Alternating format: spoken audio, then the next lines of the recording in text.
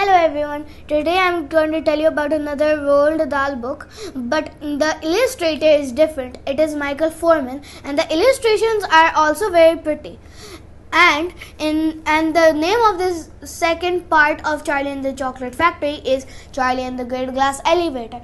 Roald Dahl was born in 1916 in Wales of Norwegian parents. He was educated in England before starting work of the Shell Oil Company in Africa. He began writing after a monumental bash on the head, sustained as an RAF fighter pilot during the Second World War. Roald Dahl is one of the most successful and well-known of all children's writers. His books, which were read by children all over the world, includes James and the Giant Peach, Charlie and the Chocolate Factory, The Magic Finger, Fantastic Mr. Fox, The Twits, The BFG, The Witches. Winner of the 1983 White Beard Award and Matilda. As you know, Charlie had a chocolate factory. Now he has taken his family and Mr. Wonka for a trip. They go from Charlie's house to the chocolate factory by going high and high and high until Grandma Josephine gets real scared and shakes Mr. Willy Wonka and says, "Get us down!" Then they lose the right way and go into orbit. Then they find a space hotel. Everybody is relieved, but when they enter it, the people of the space hotel think they are aliens from Venus and Mars, because Mr. Willy Wonka started making weird noises like zink, zank, zonk, etc. And after their long journey, after finding many Vermartian skins and the space monsters with red eyes and egg-shaped, and one of them attacked them. But Mr. Willy Wonka was calm. He said the elevator was kind-proof. When they hit, it was actually kind-proof. And slowly the kins behind started becoming purple, blue, then yellow. Then they finally came back to the chocolate factory safe and sound. After coming back down to the earth, Mr. Willy Wonka asked them to get out of the bed. But they refused because they stayed in that bed for 20 years.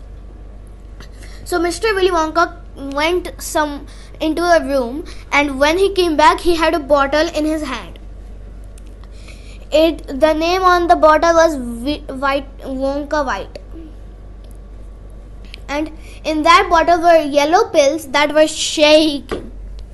Then Grandma Georgina said, "Are you sure? Because they're little jiggly. Charlie gave me a jiggly bean, and that jiggle bean jiggled in me for 3 months."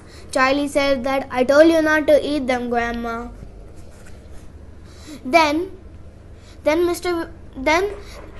Grandma Georgina had enough. She took the bottle from Mr. Willy Wonka and took 4 pills and gave everybody, except for Grandpa Joe, because he liked what he was.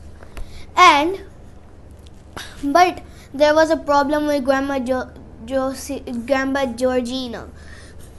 She got smaller and smaller and smaller and smaller until she vanished into thin air. And the other two were screeching babies.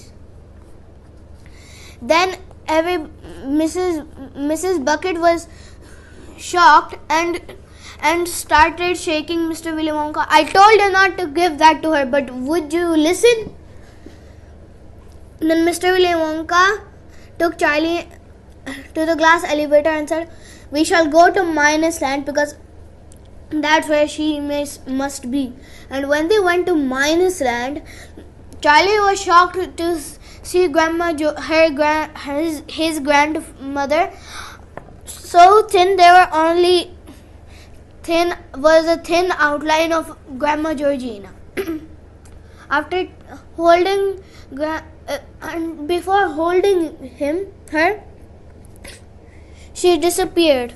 Then Mr. Willy Wonka said, back up, because she may be back at the chocolate factory. And when they went up, poor Grandma Georgina,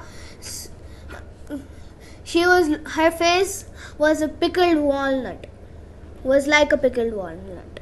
And Mr. Willy Wonka did some sums and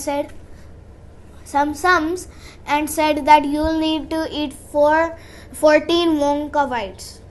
Then after eating 14 Wonka Whites, Grandma Georgina was back to normal. But they suddenly remembered about the White House which they were invited to. And the helicopter was already out of the chocolate factory gates. But the grandparents said they wouldn't get up from the bed because they had stayed 20 years in that bed and wouldn't want to get out. Then Mr. Willy Wonka said, let's go to everybody except for the 3 grandparents. They started saying, hey, wait for us, we were also invited. But Mr. Willy Wonka said, yes, you were invited, but you have to get out of that stinky bed.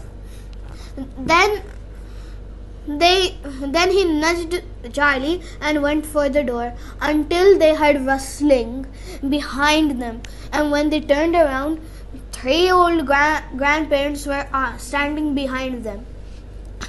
And before touching the ground, they said, oh dearie me, we don't have clothes to go, we'll have to stay behind. Then Charlie, the keen kid, said that we could ask the helicopter to stop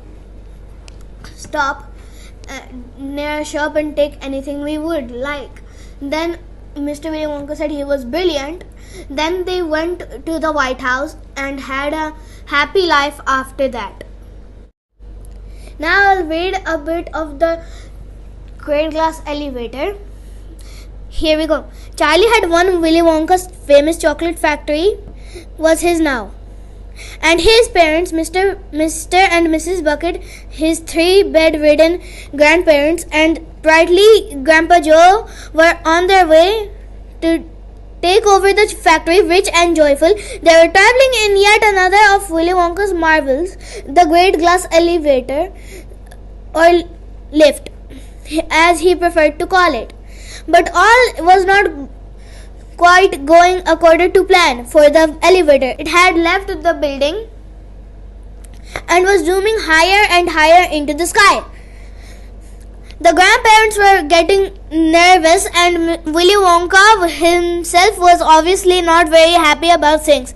Zoom, zoom went the elevator, faster and faster, higher and higher, until it gave a ghastly groan, turned over and left them bobbling like balloons inside it. Did we go too far? Inquired Charlie to break the eerie silence. Too far?